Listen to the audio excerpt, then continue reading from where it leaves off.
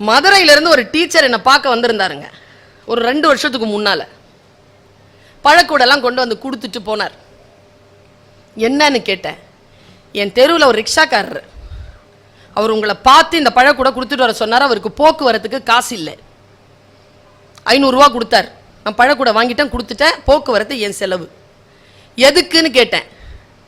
அவர் சொன்னார், நீங்கள் எங்கேயோ பேசினதை ஏதோ புக் ஃபேரில் பேசி இருக்கிறீங்க. அவர் கேட்டுட்டார். கேட்டதுலேருந்து அவர் தன்னுடைய மனைவியை அடிப்பதை நிறுத்தி கொண்டார்.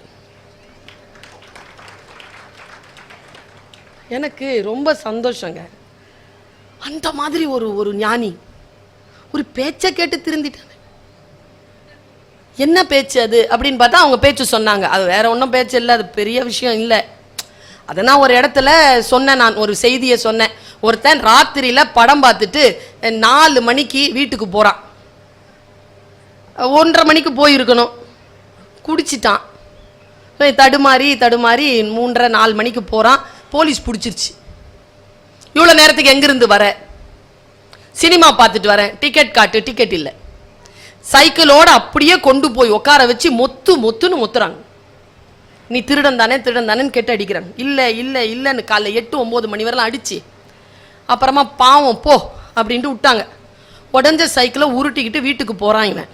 வாசல்ல மனைவி, ஐயோ எங்கெங்க போனீங்க ராத்திரி எல்லாம் சொல்லிட்டு சைக்கிளை எடுத்து போட்டுட்டு அவனை உட்கார வச்சு குளிப்பாட்ட வச்சு பத்தெல்லாம் போட்டு பக்கத்தில் காப்பி தண்ணிலாம் கொடுத்து அவன் விசிறிட்டு இருக்கிறான். அந்த அம்மா அன்னியிலிருந்து அவன் திருந்திட்டான். அவன் யாருன்னா டெய்லி குடிச்சிட்டு வந்து சினிமா பார்த்துட்டு வந்து மனைவியை அடிக்கிறவன்.